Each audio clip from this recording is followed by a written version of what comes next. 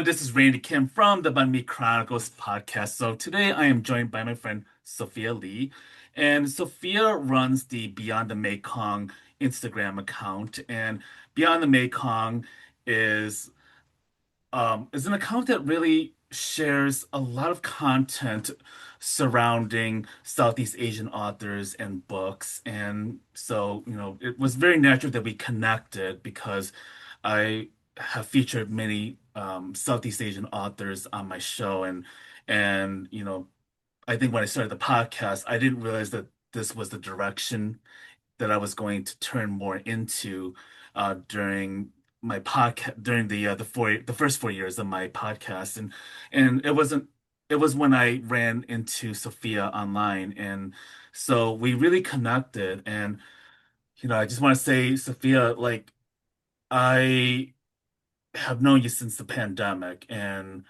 I think when we look back in that time, the civil rights movement of George Floyd and the anti-Asian hate violence, and the COVID lockdown, and how a lot of people were turning into podcasts, but people were also turning into books too. And I think that Mhm. that was also a big shift.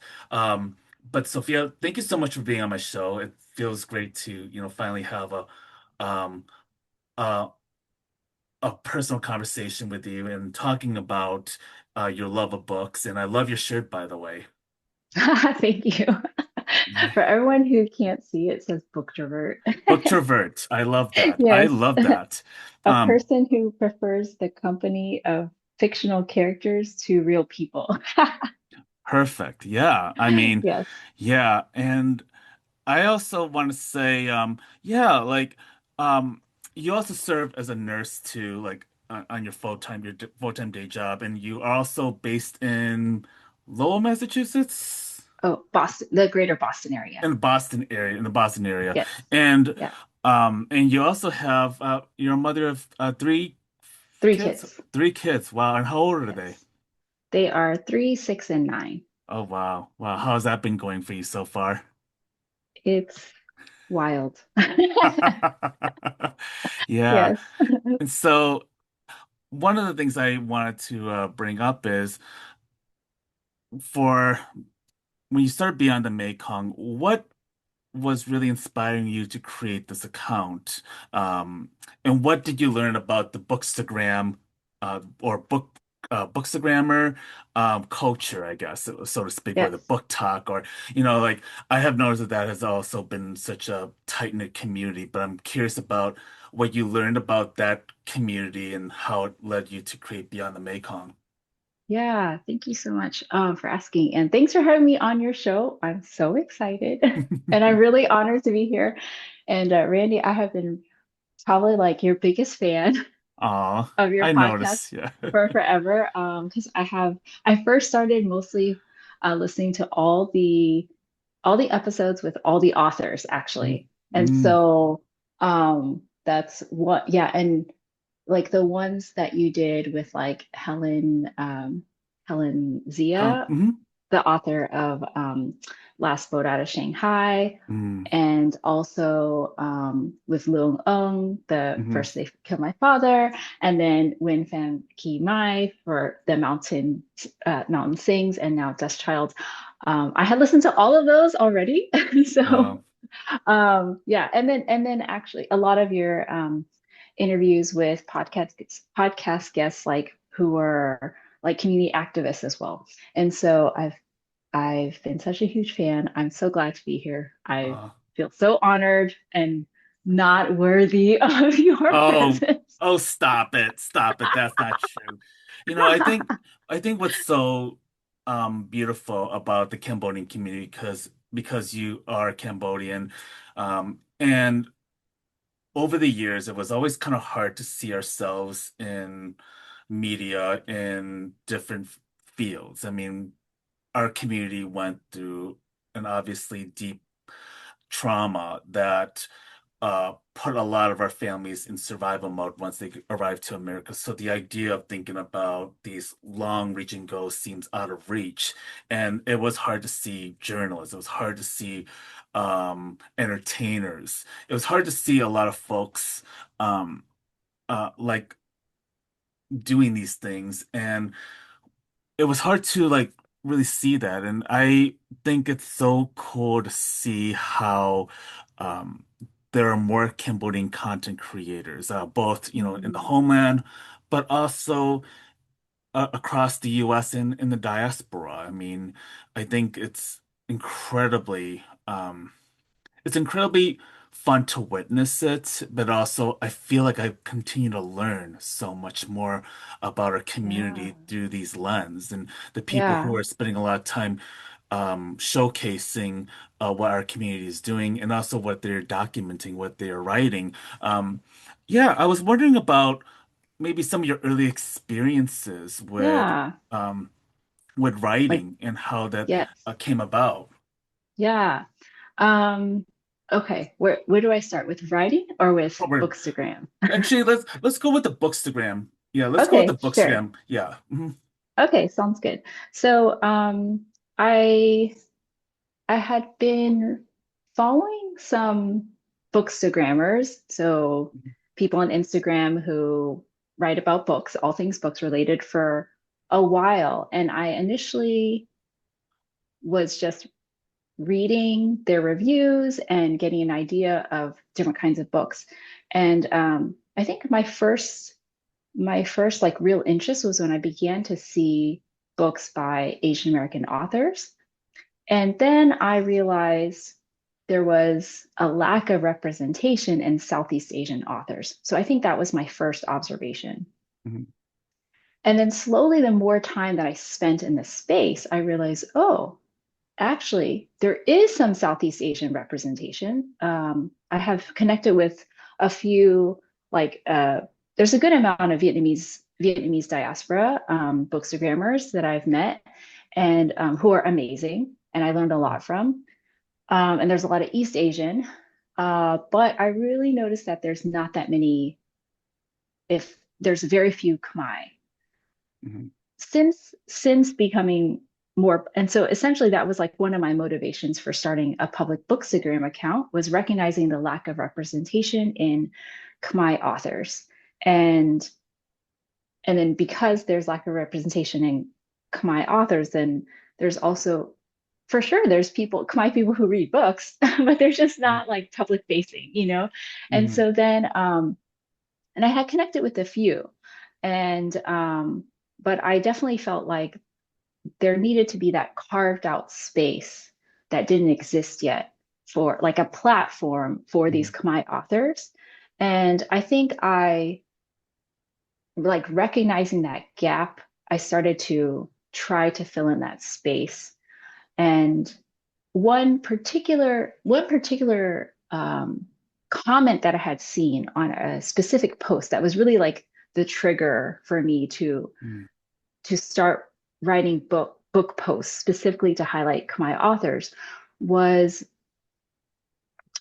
a a post about children's books. And I think, and I don't really remember like the nature of the content, but they were specifically highlighting different authors from different countries. And then there was one singular comment that said, "Yeah, it's a shame. I can't find any children's books by Khmer authors." Or they Mhm. use like Cambodian authors. "I can't find any children's books by Cambodian authors." And I don't know why that is. And it was just like some random stranger's comment that I don't know them. I've never interacted with them. Mhm. And that one comment really just lit a fire in me. I don't know how else to explain Mhm. it, Mhm. because in my mind, I knew the answer. For a random person who has no understanding of the complexity of Cambodian history and the history of the diaspora, and how educated people in Cambodia were targeted during the genocide, how authors were targeted in the genocide, how Mhm. after like 4.5 years, like there were only three, like all the libraries were destroyed. For a Mhm. person who has no understanding yeah, for them, it's just like some random comment, like, oh, I can't find any books by my authors. But for me, oh, wow, it was just so, it, it just like lit up the flames. And I felt like I felt so driven to educate people as to why that was. And then also to show them, look, actually, there's a plethora of Khmer authors. And so that's kind of how it started, where initially was like one book post, like here are some books by my authors, and then I began to highlight like the kids books, some kids books by Khmer authors, and then slowly over time, I realized I was saving and bookmarking like every single book post I could find by any Khmer author. I was like saving, tabbing, writing them down, and then slowly just like creating new posts like every few months to increase like the volume, like create this online catalog. And what's so interesting to me is like I met I so I was talking to someone who I see like every week, and he's a part of Encore Dance Troupe, Chun Ming. I don't know if you've heard of him. He also Mm, is a part of, I think it's Khmer Urban Ballet mm, is their troupe name. And mhm, but he didn't realize that I run the account Beyond the Mekong. And he asked me, do you have a library? Like, are all the books that you write about, are they in your library? And I said, oh, well, technically, like yes and no. A lot of them, if I'm able to, I check them out from the library. But the ones that I can't, I do purchase them, or I try to find out where I can get them, and I try to make that accessible to all, so that way people can find it on their own if they live in a different city or even a different country. And so yeah, I am really humbled every day by the people who I've met, mhm, who, whether they are like up and coming Khmer authors, whether they have self-published, whether they have published but they're just not as known, or whether they are in academia and they've published through like a university press, but like nobody knows about them because they are in academia and they don't do like, you know, interaction with the general public outside the mhm, university, which is very common. So I'm really thankful for the interactions that I've had with the community mhm, in both helping elevate my authors through the Bookstagram space, and then also like helping connect those very resources with the Khmer, specifically the Khmer community, who I think is so hungry and yearning for that education, for that history, that especially for the diaspora that has been largely inaccessible. mm, So those are some of my like motivations mhm. behind the Bookstagram. And then on the side, I also a little bit talk about like bilingual parenting and passing on, teaching my kids Khmer. Mm. That is like really important to name that because when you bring up the genocide, and we're over 50 years already since the beginning of the Khmer Rouge, and we lost nearly 90% of our artists, writers, um, and we lost a template in a way of how to document our own history, but also not just our history, but our own being able to use our creativity, being able to innovate. And that was something that was lost in our community for a really long time. And I think it's is slowly coming back. And unfortunately, it takes generations after horrible tragedies to, get to a place where it's starting to move forward. Um, I think, looking back, I don't know if your first book by Khmer author was Loung, because for me, The First They Killed My Father was the first book that I read from a Khmer author talking about the Khmer Rouge genocide. And this book was released in 2001. And I think that was like right Yeah. around the time of, Tomb Raider, Angelina Jolie's, filming of that movie. And I think that was like during the time where I actually learned from a deeper level about the genocide. I think it was my first um, understanding of it outside of my father's story. And then um, I didn't pick up that book until like maybe 2008. And so I was 25 years old when I got that book. And I realized like, wow, this is very fascinating. This is such a gateway. This is not just about the historical lens written by a white researcher. Um, it had a more humanizing way of talking about the survivors. And I wonder, was Loung the first Khmer author that you read, or was it another Cambodian author? Oh, that's a great question. Actually, I know her book and Chanrithy Him's book came out around the same time. She's the author of When Broken Glass Floats. Hmm. So actually, that was the first book that I read. And Loung's book, First They Killed My Father, I knew of it, but actually I was very scared to read it because the title was so triggering. And I held off for many, many years. And actually, I did not read it until the movie came out. And so when the movie came out, then I thought, oh, well, maybe I need to read the book to know. So that way I can have a comparison for the movie, because oftentimes, books are better than movies Hmm. when they reproduce it. Um, and actually, when they screened the film, they screened it in Lowell. And since I live in the greater Boston area, I wanted to invite my mom to it. And so I felt like I had to do the internal work before bringing my mom to the film to Hmm. know whether it was appropriate to bring my mom. Hmm. So I read the book, and it was a really difficult read, very difficult. Yeah, it was a hard book for me to read, but so important. And I'm so glad I read it. And then I did end up bringing my mom to the film, and that was a very special time for us. It was very painful. We were crying throughout the entire film. Hmm. But what was so profound for me was that there were things that my mom did not disclose until I saw the film with her. And so that was just so powerful, because it was like, she kept her history like locked for decades.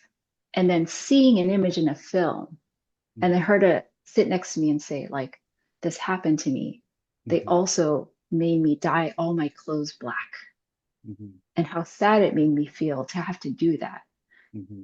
Um, that was so powerful, Hmm. to not be able to contextualize any of that previously, and then suddenly to see another portrayal of a similar family history on the screen, um, like next to your family. It was very, very moving. So I was really, even though it was a hard book to read, and the movie was also very difficult to sit through, but I recognized that actually after the film, my mom was like, my story is so much worse than that. and that just Hmm. and that just like puts it into perspective, Hmm. um, that she experienced even more trauma than that. And so I'm very grateful Hmm. um, to have read the book. And for me, that's one reason why I read, is to understand more about the history that has been so difficult for my parents to share, Hmm. and to understand more about like my identity, and of course how history ties into identity, um,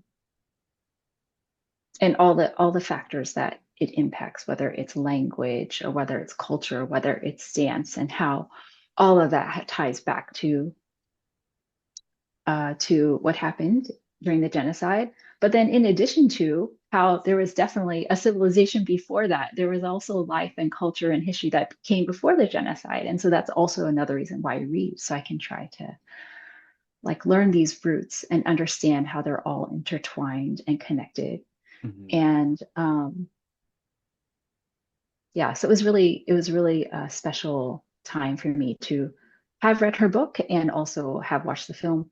But yeah, to answer your question, going back to your question, When Mhm. Broken Glass Floats was actually the first book I read by Chanrithy him, and I remember it being really interesting because actually my sister read it around the same time, and she was in like middle school or high school, Mhm. and she had asked my parents the way, okay, she didn't even like bring up the book. We were just like at the dinner table and she was eating and she decided to just eat salt with rice. And my parents asked her, "Why aren't you eating any of the food we actually cooked on the Mhm. table?" And she says, "I just want to see what salt and rice taste like." And they looked at her wide eyed in complete confusion. And then she says, "I thought it's supposed to taste like heaven, but it just tastes like salty rice." And so then they were very even more confused and they said, "What are you talking about?" And she said, "Oh, because I read this book, When Broken Glass Floats." And she says that during Bol Bol, that they were not given any food. They were only given rice and a few grains of salt, and it tasted like heaven. And so that's when my Mhm. parents, their entire posture shifted Mhm. and it became one of understanding. And it was then that they realized, oh, our daughter is trying to understand us. And their entire demeanor changed. And then they were a little bit more open to sharing about starvation and how challenging that was. And it was very eye-opening. And I think, and for me, that was like books opened that gateway for us. You know, my parents only opened up because we had learned a little bit of the history through books. And so I recognize that people read for different motivations. Like some people read to escape, and some people read to for history to learn. Um, my initial journey into reading books by my authors was to understand history, so Mhm. I could better grapple with the history that I was not told from my family. Mhm. And so yeah, that for me was that was actually my first book by my author. Mhm.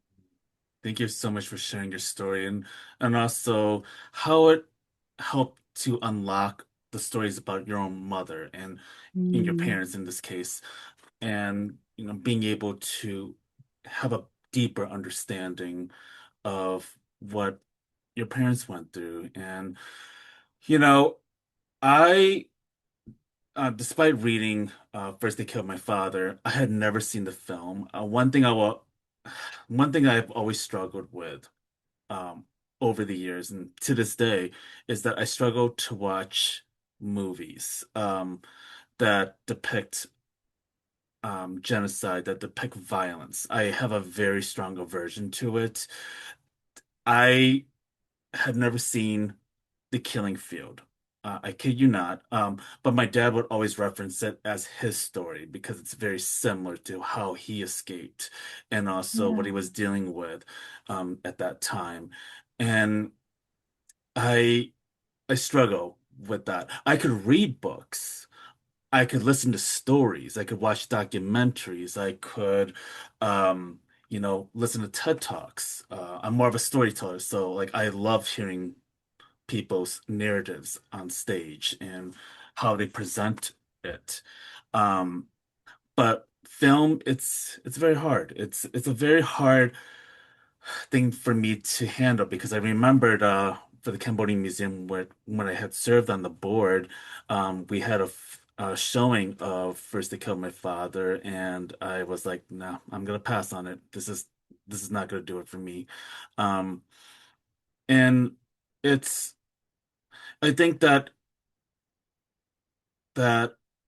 reading books for me is very helpful because even though, yes, it is very graphic in the words and I do have a vivid imagination, I feel like in some ways it helps me to really understand the connection better without having to be um, exposed to the graphic violence that never leaves me. Um, what I could also say is um, that I think one of the books that I have struggled that I actually have not finished, and you brought this up, is Helen Zia's Last Blood Out of Shanghai. I think I was like maybe halfway through the book and I was already overwhelmed immensely by it. And knowing about the Nanking Massacre during the World War II era, during the Imperial Japan's ruling of China and Japan, the Philippines. Um, it was very barbaric and it was so graphic that I just I couldn't continue. It was just so demoralizing. And being in the Cambodian community and the Vietnamese community and hearing stories of war, survival, genocide, violence, and hunger, this this was another level that I was not able to handle. And I think that was just incredibly demoralizing and just dejecting. I don't think there's any word to describe that. Um, I am, and also to kind of like maybe in a way shift gears, but like, was reading encouraged in your family? And were you also doing it for leisure? Was reading a leisure activity for you growing up? Yeah. Oh, before I Mhm, answer that, I just wanted to say, and it's okay. It's okay mhm, if you mhm, if it's hard to watch The Killing Fields mhm, or First mhm, They Kill My Father, because I would say, especially for the Khmer diaspora or children of genocide survivors, children of refugees, um, secondary PTSD is real. And, mhm, we fight our own battles. And so, yeah, there's no pressure, I think, to watch any films or to read any books, especially if they are triggering. Um, yeah, so no pressure. And I mhm. also find it certain content is very hard to read. I haven't read Rape of Nanking as well, Oof, that's a by tough Iris one Chang. too. Yeah. Yeah, I haven't read that yet. So certain books I can get through, like Last Boat to Shanghai, but there's Mm, other books that have been really hard to get through, like Human Acts by Han Gang, the Nobel hmm Peace Prize winner hmm last year. I did read that, but it was very, very difficult. And at one point, I had to stop because I felt like I was falling into darkness. It was hmm very hard. So I would say for any listeners out there, yeah, don't I encourage the learning of history, but if you recognize that you're not in a safe space, then please pause and reach out for help hmm if you do get triggered. Yeah, so I Yeah. just wanted to add Thank you that for to it. that. Yeah. Yeah. Um, so your question was when I was younger, was hmm I encouraged to read? Um, I would say I have always enjoyed reading, and that as a kid, I often found myself bringing a book with me everywhere. Um, my mom is not a reader. My dad, I would say my parents were always working. It was the refugee survival, trying to survive in the 80s, hmm hmm reality for most Southeast Asians. And so um, they weren't home, and I was often either at like a relative's house or a neighbor's house or a friend's house, often being cared for by somebody else. But I did have a book with me all the time, and so I've always had this love for reading, and I think reading helped me to process the world, especially I think as, yeah, a child of genocide survivors and not being able to understand so much, not having a parent who is present because they're just trying hmm to survive.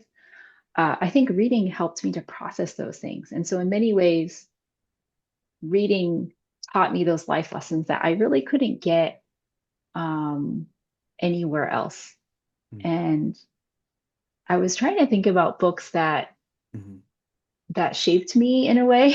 Mm-hmm. And when I was in middle school, I often read these books by a particular author um, named Lurleen McDaniel, and she wrote young adult books, and they were all titled like 6 months and dying, or like 16 and dying, or like six Mm-hmm. months to live. They were all Oh like wow.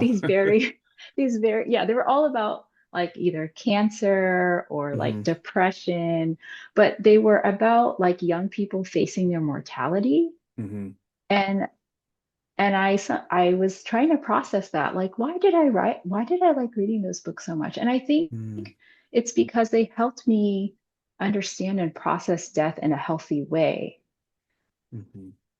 because I didn't have anyone to explain those things for me. But Mm-hmm. yet, as a child of genocide survivors, there's so much death. There's so Mm-hmm. much death, you know, and you're constantly reminded, your whole reality is being reminded of death and how your parents barely survived death. And so I think that's one reason that I was attracted to those books as a teenager, Mm-hmm. was to understand and to confront mortality and to sift through that, Mm-hmm. but in a healthy way through Mm-hmm. fiction. Yeah, I think that's a really interesting connection, how you think of like the perspective of death from a younger person's lens, and how that in a way is kind of aligned to the unspoken um the unspoken word about death that runs in your family, the Yes. tragedies of the untimely deaths that have happened. And it's certainly something that I think about quite a bit. I think as we are Yeah. now getting older, like our parents' generation are passing on, and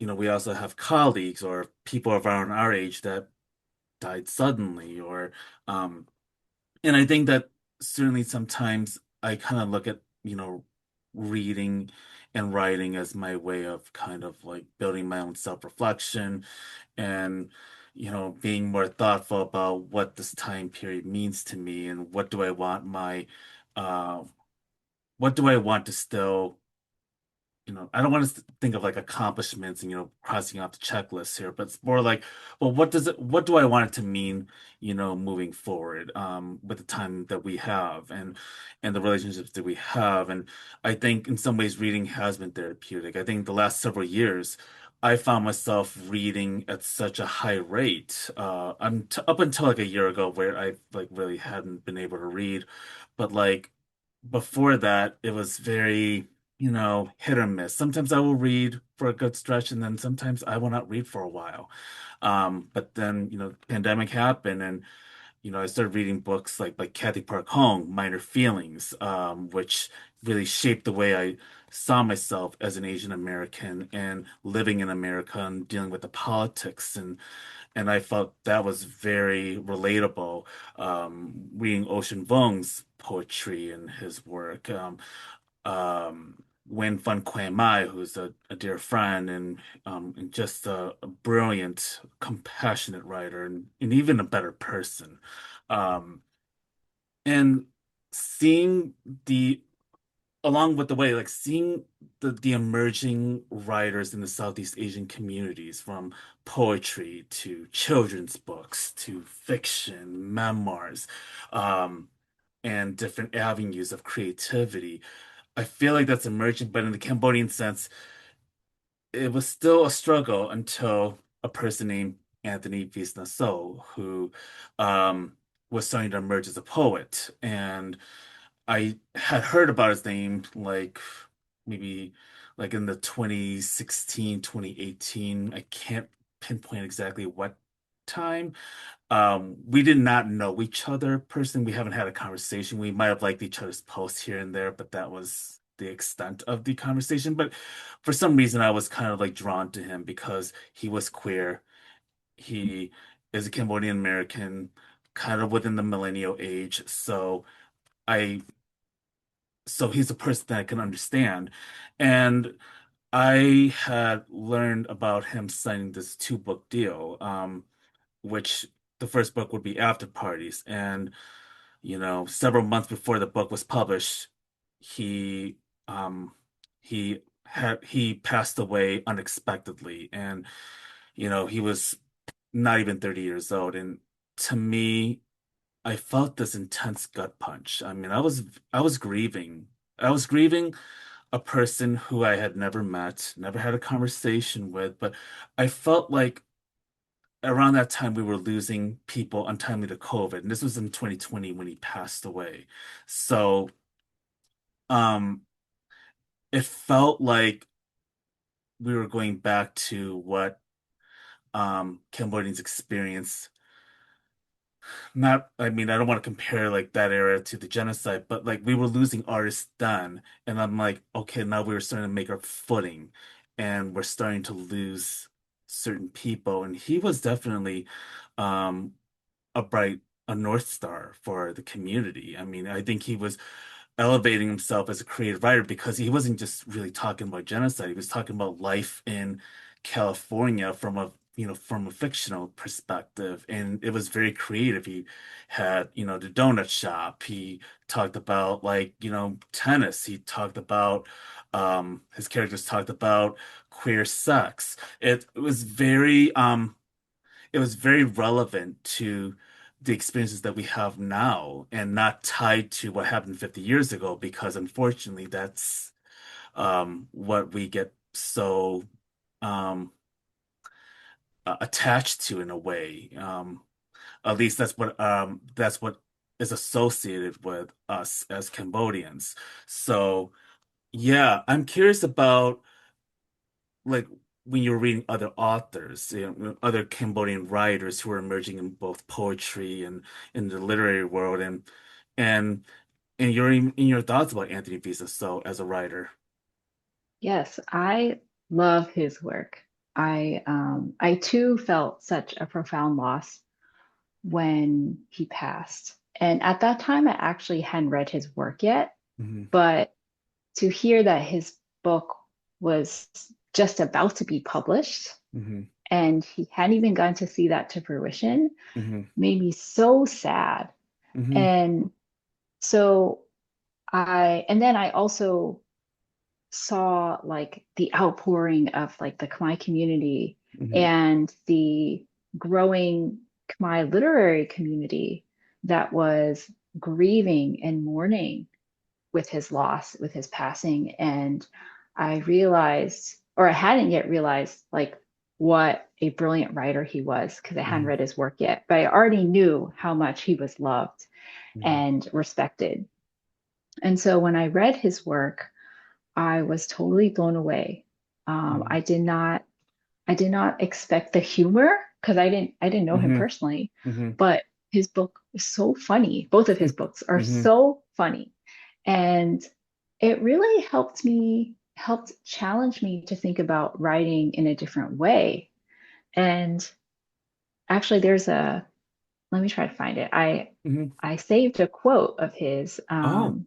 yeah, that I really enjoyed. And I think about this quote a lot. Hmm. So hold on one second and let me see if I can find it. Hmm.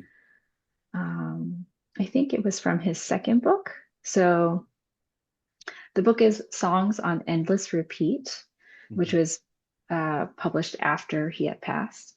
And so this is the quote, and it's a conversation, I think, between cousins. Hmm. Okay.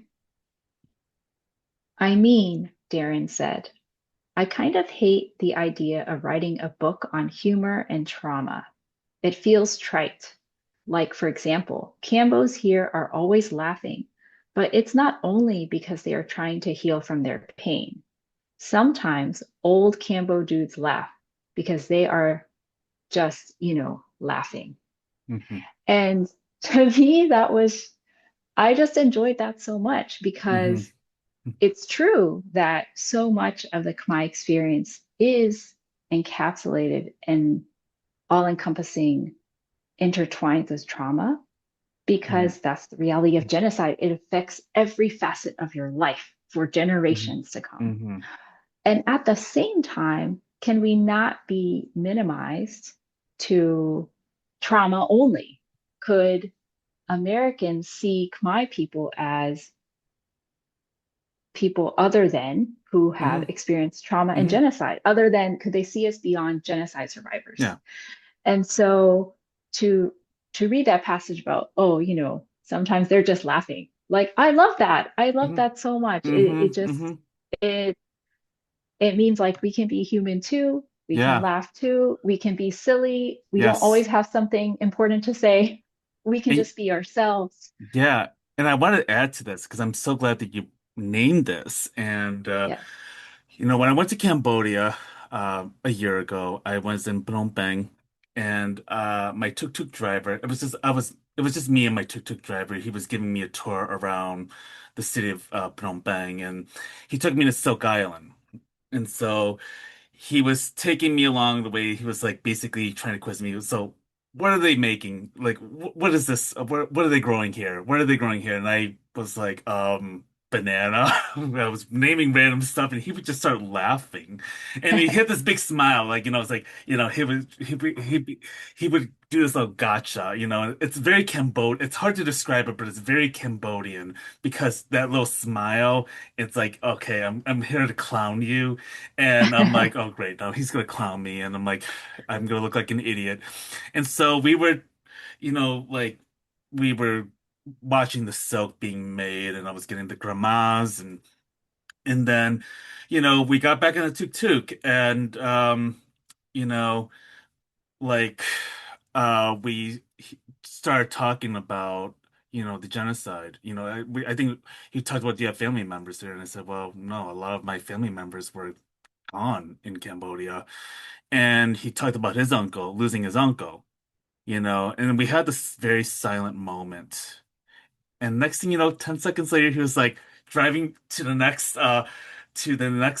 field. Like, hey, so I'm like, what is this again? I just showed you. And I'm like, oh my God. And I'm like, oh my God.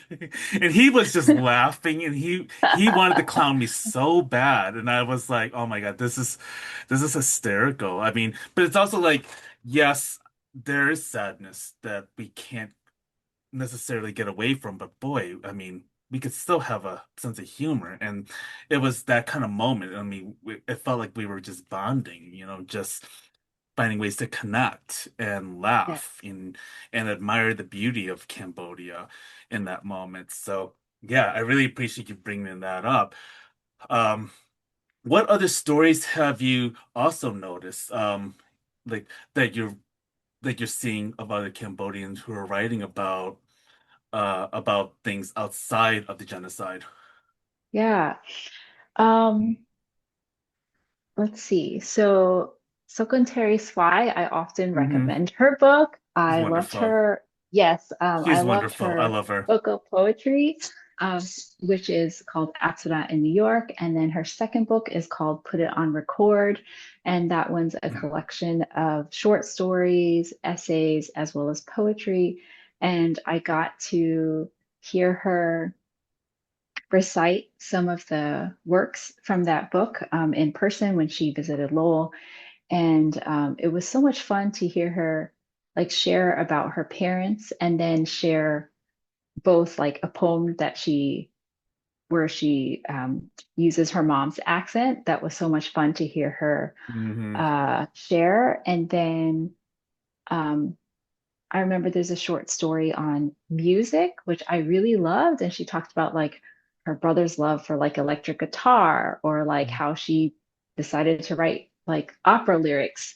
Um, all of that is it's so fascinating to me. It's Hmm. awesome to see like my people share a love of music and that we can bond over that, or whether it's hearing like Khmer rock and roll that our parents listened to from the Hmm. 60s, Hmm. like Hmm. whatever genre it is, I love reading people talk about it, reading people write about it, and hearing people talk about like their love for music. Hmm. That's something that I really enjoy reading. And then, so I definitely recommend both of her books as well as there is a author I enjoyed reading last year, and her name is Kaliane Bradley, and she wrote The Mm. Ministry of Time. And it's a speculative fiction slash romance novel. And so that book is about a mixed Khmer British woman who works for the British government. And she is like an agent of the government. And there is a guy from like, he's like an Arctic explorer from, I don't remember the time period though, either like the 1800s or something. And he basically, the British have an experiment and they extract people from different time periods. So this Arctic explorer is now extracted and goes through like a time machine and he ends up in like modern day England. And so I love the concept in the book about how it's almost like he's a refugee, but he's not a refugee, if that makes sense. He's like an experiment to the Mm. British. And it's a different way that she explores the impacts of colonization and Mm. colonialism. And Mm. so I thought that book was so fascinating how she describes it in a way of time travel. I thought it was so creative. But from what I have, it was a very popular book last year, and interestingly, people are either on the love it or hate it side. So I Mm. loved it, but I also know Mm. people who are my friends who did not like it that much. So if you read this, just know Mhm. I recommend it, but if you don't like it, don't come for me. Yeah, Yeah. no, yeah, also like I was thinking about my good friend Sambat Mies. Sambat is also like a self-published author, but she wrote her rom-com. She wants to do like more creative writing, which, I Yeah. applaud her for that. Yeah. I adore her. And, she also does content creation about like, teaching Khmer words and the significance. Yes. Yes. And Oh yeah, and I follow her. She's awesome. yeah, she's great. And then Putsata Reang, Ma and Me was probably one of my favorite Oh yes. memoirs. I love Matt and Me. It is one of the most well-written memoirs that I have read. And I don't Yes. say this lightly. I think this is the book that really grabbed me for a number of reasons. One, because I wanted to go into journalism. She was a journalist. She's queer. I'm queer. And also, this friction that she had with her own parents and over her own identity and her own coming out experience and, navigating, living in Cambodia and living in back in Oregon. So yeah, I was profoundly moved by it. I had her on my podcast a few years ago and, just it was a very delightful conversation. But I think about the tug of war that she had with her mother. It was exhausting to read because I was like, oh my God, this mom is just really holding on so hard, and against, her partner. And I was like, oh, it was just hard. It was so hard to like get through parts of it. Yes. But I'm like, boy, this woman is stubborn as hell. And that's a lot of Cambodian women, older Cambodian women who survive horrible things. And boy, the stubbornness really shows. But I think that, yeah, I don't know what were your thoughts reading Putsata, but God, I think, that was really one of my favorite memoirs, hands down. Yes. Yeah. I also loved her memoir, and I think she did an amazing job of exploring different aspects of the Khmer American experience. And I think that's what really stands out to me. So she starts off like sharing her Hmm. family's history. Hmm. And then what's unique about her family story as well is that she includes the part about her family escaping via boat. And Hmm. that's Hmm. unique because it's not a lot of people know about the Vietnamese history Hmm. with like the boat people, but they don't know that Khmer people also escaped by boat. And so Hmm. Hmm. that it was really cool to read about. And I was familiar with that history. I actually have an uncle who also escaped on one of those ships. Hmm. And I later connect with her. I was like, your parents probably know each other. But yeah, I think it's amazing. And I love that she included that in her story. And then also the experience of being in Oregon at Mhm. that time, like in the 80s, and like working on the farms and like how her family hustled. I love reading about that. It is so insightful. Mhm. It tells so much about the refugee experience and then how they were very intentional about caring for the incoming Khmer refugees as they continue to grow and they were resettling in that community. It's really cool to read about and to read and learn about that experience. And then also with her queer identity and then not feeling accepted by her mom, there's so much that Mhm. she describes so well and she writes it so beautifully. Mhm. Mhm. It is just, it is such a privilege to have read her book, honestly. It Yeah. is so beautiful. Yes. Yeah, and another book that comes to mind, and I met her last year when I was in Cambodia. We had a wonderful lunch together. Chantha Nguon, who wrote Slow Noodles. Yeah. I was also a fan of reading that book. And I think what's very important is that she's Vietnamese growing up in Cambodia. And what is very important to note that it was President Lon Nol who was uh, the puppet leader from the U.S. that was, assigning him uh, as a leader of Cambodia after the king was put in exile, and how Lon Nol wanted to get rid of Vietnamese people first. I mean, before the Khmer Rouge um, wanted to continue doing that. So I thought that was very important to also note that, but also the expatriation of Mhm. Cambodians to from Thailand to back to Cambodia and some places to Vietnam. And she also talks about her experience with the Vietnam War on top of it. And Yes.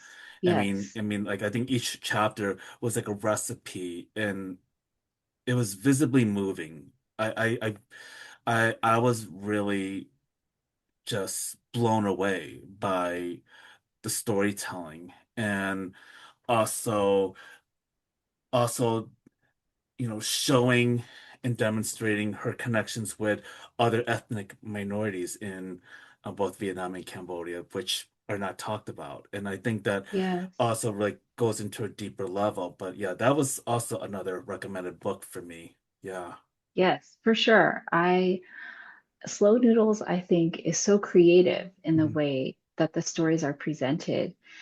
I think for an average reader, they would not expect to find like a book that's a hybrid cookbook Mhm. slash Mhm. memoir. Mhm. But when I listened to the audiobook, and when I Mhm. started listening to it, I instantly felt like I was in my own kitchen listening to Mhm. my parents. Mhm. And it really be like that. Like they'll be cooking a dish, and then suddenly, like the aroma, or it could be like the caramelizing of the sugar, or it could be like, them pounding lemongrass in the mortar and pestle. And then all of a sudden, they start talking about their stories from Cambodia. Mhm. And it comes out. The stories come out when the food is served. The stories Mhm. come out when the cutting board is on the floor. And that's when the histories start to unravel. Mhm. Mhm. And Yeah. so it was really, it felt, yeah, it just like listening to her book, looking at the recipes in her book just felt like a slice of home. It was so comforting in that Mhm. way. Mhm. And I really enjoyed the book. And also, I appreciate how you mentioned too how she highlights like a different experience because she's Khmer Vietnamese, and that is, it's not a voice that we hear in either side of the Mhm. in either side of Mhm. the border. Like so, in Khmer literature, you're not going to see very much like Viet representation of Vietnamese and Khmer literature, and then likewise, you're not going to see very much like Khmer representation in Vietnamese literature. And so, she really was that voice that could speak to both, and it's such a unique experience. And I also really liked, yeah, hearing about her such the journey that she went through to Hmm. try to leave Cambodia, but then having to return back. Yeah. It is so, it was so like such a tumultuous journey. And Hmm. Hmm. yet she is so resilient, Hmm. and she continues to cook and continues to serve, like in whichever capacity, in whichever city she's in that moment. She serves the community, and she still does it to this day, like through Yeah. her charity work and her Hmm. nonprofits that she runs. And she's amazing. I hope to Yeah. meet her when I go to Cambodia. Oh, I hope so too, because she's just so wonderful, and it was an honor because I mean, that whole trip to Cambodia was such a homecoming for me, um, and I think that it made it more special because I was able to read Khmer authors, prior to it. I think in some ways it kind of like set the stage for the experience that I would have or what I wanted to have that I came away with. And um, I am also like curious about your own kids' relationship with books. And are there current Khmer children authors that you have picked up and that your kids are starting to be exposed to? Yes, definitely. So for my kids, I'm definitely intentional about reading diversely. So trying to check out books from the library by authors of the global majority. Hmm. And then in addition to that, also trying to make sure that I have an entire shelf of Khmer authored books. Because representation is so important, seeing yourself on the page is so important. And some Khmer authors that I have enjoyed for children's books. Um, One of them is, so hold on, I don't have all my kids' books are like in my basement, so I don't have them to like pull, I don't have them to pull quickly. I'm So let me sure I'm sure actually, I could like look through your account. I'm pretty sure I could pop up to your yeah, account and be like, okay, because I think that, but I think that's what I really appreciate because we also need children's book. We need creative yes, fiction. We need poetry. yes, We need yeah, the different stories. But also, I'm curious, and I don't know if you have looked more into it because I know that you've also looked out for Khmer diaspora authors, like, across like the globe, but also have you come across like Khmer books that are now getting translated into English? Because I'm not sure how that has worked so far, in terms of like Khmer yes, writers and trying to get their books published in English. Yeah. yeah. Um, I think it's the I am I am starting to get more connected slowly with the publishing space and the Khmer literary scene in Cambodia, which has been growing over the last few years. And right now there is a author. She is the author of, sorry, I'm just like trying to find my books. Hmm. Okay, so this author, Linda Sampan, she wrote two books, Remnants of the Past, a Hmm. filmography of early Cambodian cinema, Hmm. and Faded Reels, the art of four Cambodian filmmakers. And she is I want to say she's a researcher, Oh and yes, I met she, her. Yeah, I met oh, her you like have, about some okay. years ago. Yes, yes, I Okay, did. yeah. And people may know her more from the documentary Don't Think I've Forgotten, Yes. because she was an associate producer for that, The Cambodians Lost Rock and Roll. Hmm. And I noticed that in Cambodia, she recently wrote an English novel, and it was just recently published. Mm. Um, but it's published in Cambodia. So, and it's published by a Khmer publisher, which is really cool. Hmm. And so I'm hoping that it will eventually make its way to the US. Hmm. So, and for now, I think that that book is in English, but in Cambodia and not in Khmer. And there are definitely Khmer authors published in Cambodia, but I haven't seen translated works by Khmer authors available in the US yet. Like Hmm. that's just not, I think it takes time in Yeah. reestablishing the publishing industry after genocide. Mm-hmm. I know that for the Viet community, there is an established like Viet translated works that you can find in English. Mm-hmm. And there's particular publishers who also publish and market those books. Mm-hmm. But I haven't seen that in the Khmer literary space yet. But if Mm. anyone is listening to this and Yeah. wants to correct me, I'm open to correction. Please feel free if No, I've I missed a book. no, Yeah, because I think that's really something that just comes to mind because I know like with Vietnam, like censorship is also still an issue there too. Like, Viet Thanh Nguyen's Sympathizer book is certainly not, getting published there. And, even when Van Quang Mai, I think her next book, um, she's had to kind of like change certain language about sure. in order for the book to be published in Vietnam. So Yes.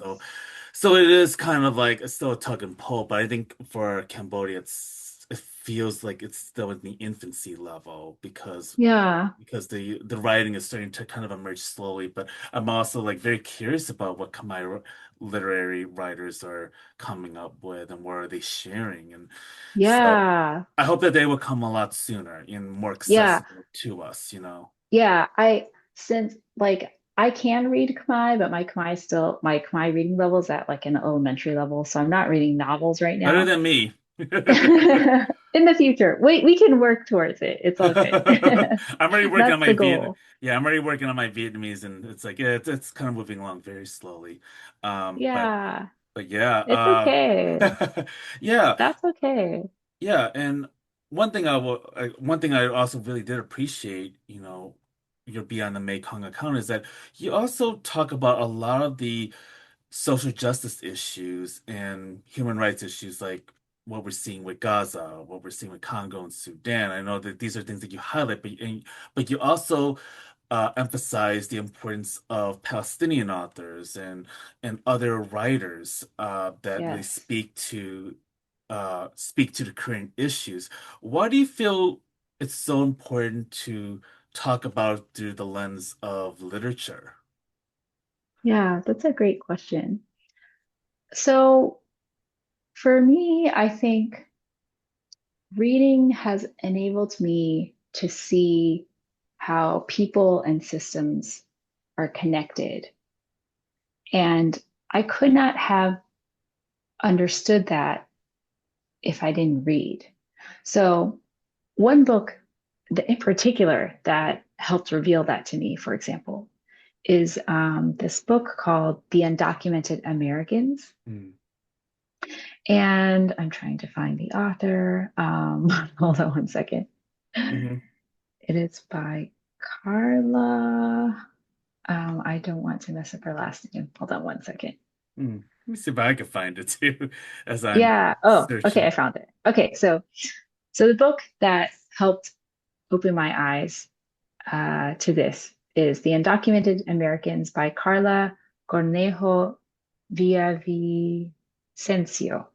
Hmm. And it explores the plight of undocumented Americans in the US. And when I read it, there's a particular section where she talks about undocumented workers are some of the most exploited people in America Hmm. because they work the hardest jobs that most people don't want. Let's say post hurricane cleanup Hmm. or post 9/11 cleanup at Hmm. the Twin Towers, like at the site of the Twin Towers. Hmm. And they're the ones who go in and do all the dirty work, but don't get any recognition and don't get benefits Hmm. and don't get anything really and get very minimal pay.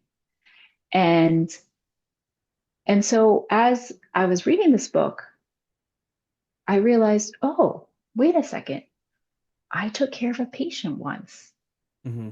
who was likely undocumented. I actually don't know if they were or not, but I remember that they were doing the cleanup after a major hurricane. Hmm. And I will never forget that particular patient because I remember him. describing like his symptoms. He was having all these symptoms, and it was a result of being in the water, and how he was tasked to clean up being in dirty water. And so I took care of him in the hospital. And I thought, in that moment, at that time, many years ago, I thought, oh, this is like my one patient with this one story. And it wasn't until like many years later, as I read this book, The Undocumented Americans, that I began to see, oh, it's actually not a singular incident. This is across the board a systemic issue that Hmm. is occurring to undocumented Americans all across the US, where they're all exploited and they're all doing the work that people don't want, and they're not getting recognition. And so it helped me to connect the dots. And so I think I later learned, like as I was talking with some friends who are in academia, that they explained to me this is exactly what scholars do. They read and they spend the time studying to help connect the dots and to look at these patterns in society to help understand how things work. And for me, I didn't have the opportunity to go to grad school. And in many Hmm. ways, I feel like grad school is very expensive Hmm. and it's not Hmm. accessible to most people. Right. And so I I read so I can get that, so I can learn all the things that I could not have otherwise learned. Mm. And it for me, it helps me to understand, oh, all the things that I thought was just happening to me individually or happening to people I care for. In actuality, no, there are bigger systems at play that connect all of these injustices that I witness on a daily basis. Yeah. And we're beyond the Mekong. I'm starting to see it grow more gradually. Like you have put out some really good content. And, like as someone who also content creates, I have like so many different niches. It's like it's all over the place. And I always envy people who could just make it just one particular focus. And I think, seeing your work and seeing how much you deeply care about uplifting the work of our Southeast Asian writers. Um, what have you learned from the community since starting the account? Like, what has the relationship been like? What have you learned along the way with the authors who have reached out to you or um, other Cambodian folks just, randomly stumbling upon your account? Like, what has that been like for you? Yeah, it's been it's been a journey, a really rewarding journey. I never anticipated any of it, honestly, because I think in a way I started it sometime maybe during or after the pandemic. And so, okay, previously, in terms of my writing, previously I mostly wrote about my life as a nurse and Hmm. the journey of being a nurse. And it helps me to process all the life and death that Hmm. that were in my hands. And writing helped me to sift and process all of that. But then, interestingly, life took a turn during COVID, and COVID was very hard for nurses and for all Hmm. medical professionals. Hmm. Um, and so I began to steer in a different direction where I actually didn't want to read anything medical at all Hmm. or write anything medical even. And I got burnt out. And so then I started to read more and spend more time in the bookstagram space. And that's kind of how I gradually shifted into books. Um, yeah, books and bilingual parenting. And wait, ask me the question again. I sort of got off on a Yeah, tangent. no. Yeah, no, it's fine. I think like I'm curious about like your own interactions with Oh, other yes, with the Cambodian folks. community. Yeah, and Yes, also with yeah, yeah. writers too. Yeah. Hmm. Yes, uh-huh. Yeah, so it's been a really rewarding journey because yeah, I just kind of did it for fun. Hmm. And um it's a hobby for me and I really enjoy it. And so the people I've interacted with in the community are so eager to learn. Hmm. And that I think is amazing.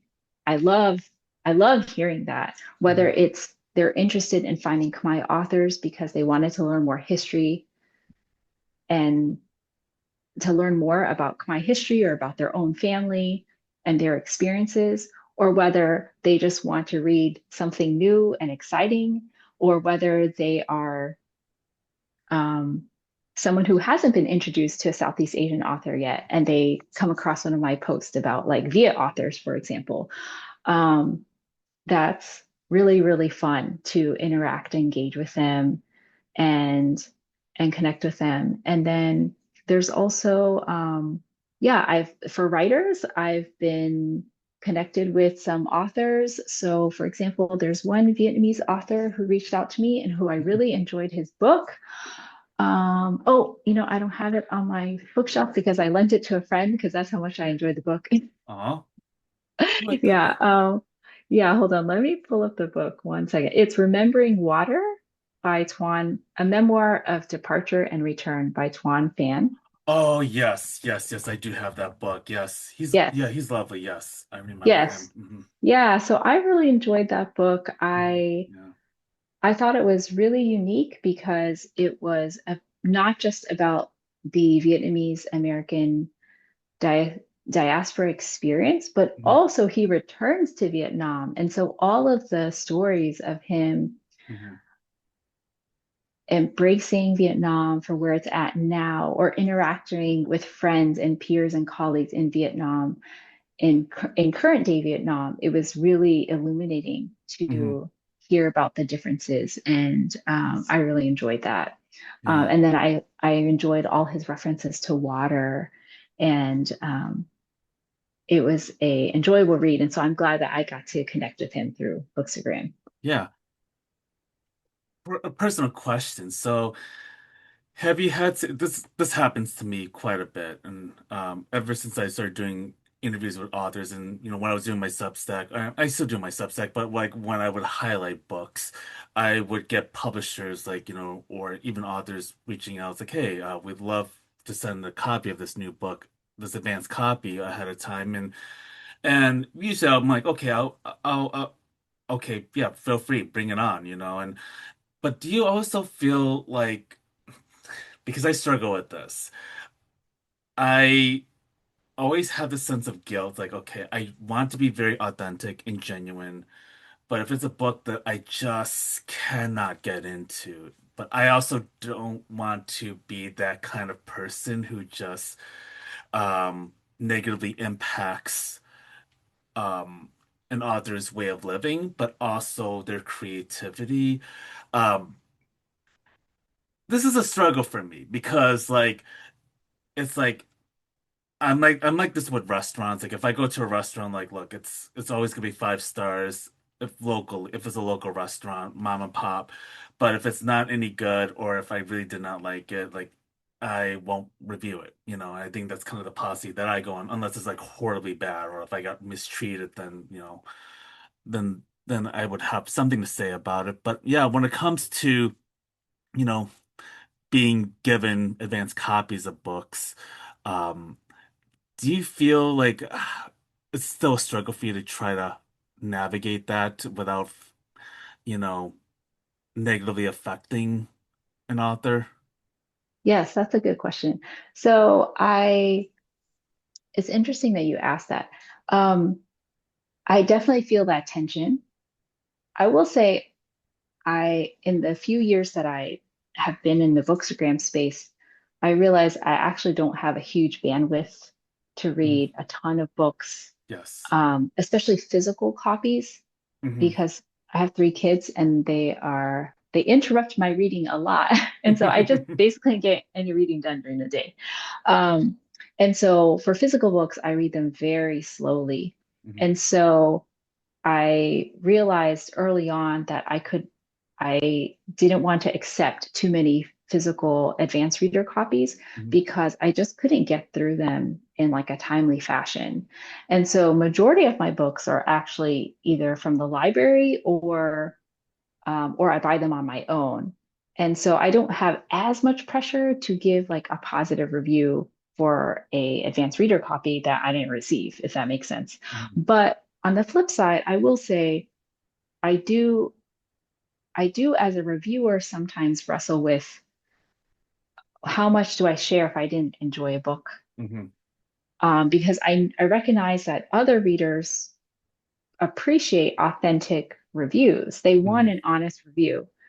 And I think in the beginning, when I first started my Bookstagram space, before I realized that I was going to use my platform as a way to elevate Khmer and Southeast Asian authors, at that time I was trying to give very honest reviews Hmm. and was less filtered, I guess you could say. Hmm. But over time, as I realized that I do want to elevate the work of Khmer and Southeast Asian authors primarily, then I have to sit back and think, okay, if I say that I don't like this book, is Hmm. it going to negatively hurt the author? That means that people are less likely to read it.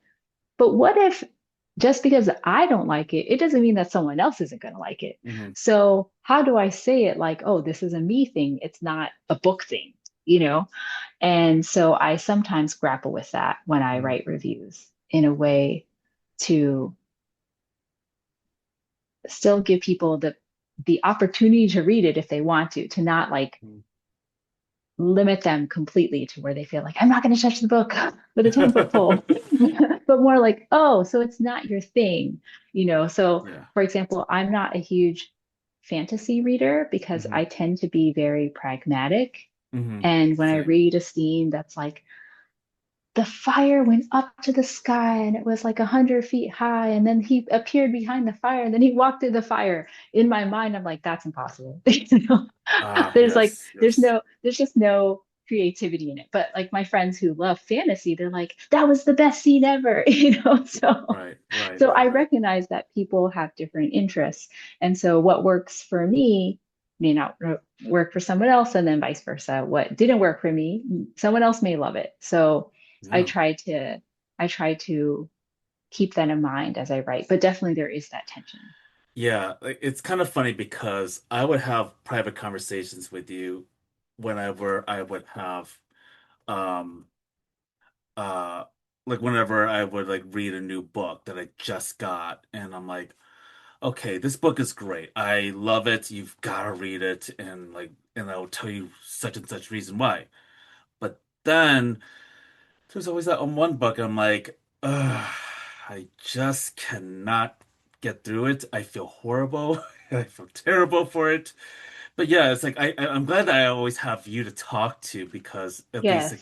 at least I could kind of like untangle whatever complex feelings I have about this book that I've been given, and Yes. or sometimes I blame myself. I'm like, okay, am I just not getting it? Is this going over my head, So, but yeah, I do think that, we could be very honest about like, okay, this is what we view it as, take it or leave it. Like I think I've kind of like tried to stay away from the reviewing aspect of it because Yeah. because especially when I have relationships with people, it's like I don't like to feel like I'm punching down on fellow authors. I mean, there's a soft side to me, believe it or not.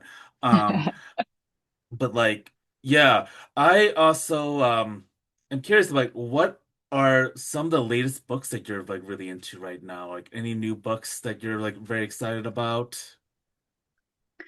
Let's see. So I'm trying to think of books that I just recently read that I enjoyed. So one that I just finished recently. Hold on, let me just Mhm. look through my Libby app.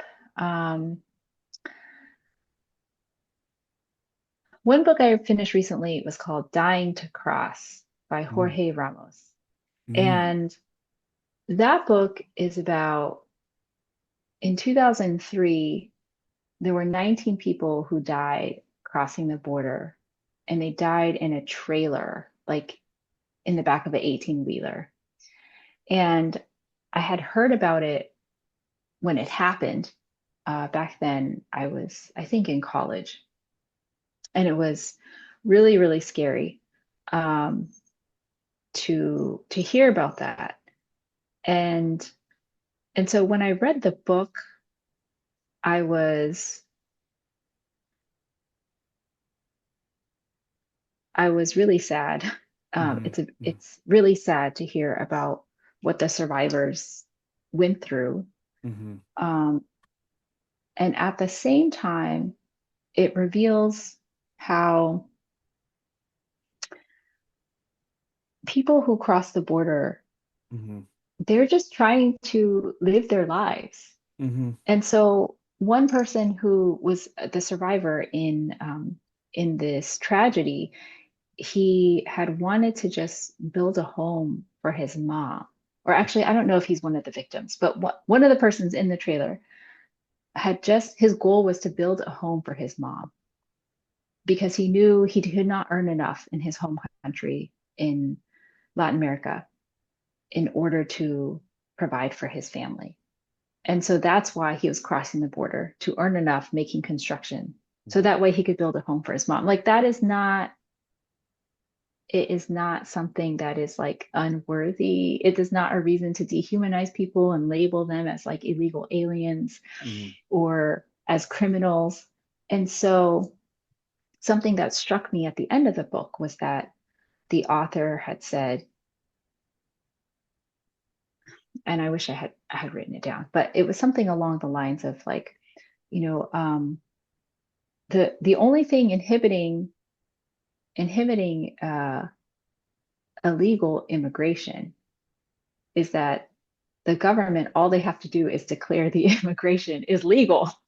Like that's all it takes, you know? So when when our current administration says, oh, it's about coming in the country the right way. Well, all it takes is for you to say, this is the right way. You Mm-hmm. know, like that's all it takes. And so the dehumanizing of people is just so, yeah, it doesn't have to happen. It doesn't have to, um, yeah, it doesn't have to be that way. It doesn't have to be the standard or the norm. And so I found that book to be very eye-opening. And I also just finished a book called Flashlight by Susan Choi. Mm-hmm. And that book described um, the complexities of Korea, Japanese occupation, and North Korea. Mm-hmm. And and I found it to be very interesting. And it also talked about like North Korean defectors, so people Mm-hmm. who had fled North Korea, and and I was very much intrigued by it because when I was in college, I was in a student organization called Link Liberation in North Korea. Mm, yes, I do know that And, organization. Yeah. yeah, and so I had heard they had an event where one of the speakers came and she herself was a North Korean like defector and she had made it out. She had escaped and she shared her story and I was horrified. Mm-hmm. Um, Mm-hmm. and it was very shocking and tragic. And Mm-hmm. so to read this book, which is more of historical fiction, um, but it was yeah, I thought it was a very interesting take on the complexities of each of those countries and their dynamics. So yeah, that's a little bit of what I've been reading. And another book I read is One Day Everyone Will Always Have Been Against This by Omar El Akkad. And he talks about like the plight of the Palestinian people and the genocide in Gaza. So yeah, I read a little bit of everything, but I do tend to steer towards Southeast Asian authors, Asian Mm-hmm. American authors, and then also history, nonfiction, and social justice. Mm-hmm. Yeah. And as we start to wrap up the conversation, what are you looking to do for this year, whether it's for the Instagram account or just in general? Yeah. There is an upcoming event. Oh, actually, I don't know when this will be posted, but I'm going to be participating for Cambodian American Literary Arts Association. They have an CALAA, upcoming yeah. event. Yes, CALAA. So they have an upcoming event in Lowell that I'll be sharing about in person. So I look forward to that, where I'll get to talk about like my motivations behind Beyond the Mekong and reading and writing, my love for both reading and writing. So I'll get to talk more about that there, and I'm excited for that. And I'm currently in a writing workshop, a fellowship Wow. with this organization called Made for PAX, and it's for um, Christian creatives in the BIPOC community. And so I'm in a writing workshop where it's taught by a author, and he's a Black author, and he wrote a book. His name is Dominique Gillard, and he wrote a book called Rethinking Incarceration. And Mm. so that's been really inspiring and life-giving. So that's what I've been doing this year as well. And so hopefully the goal is more writing, but we'll Mm. see. We'll see what that looks like.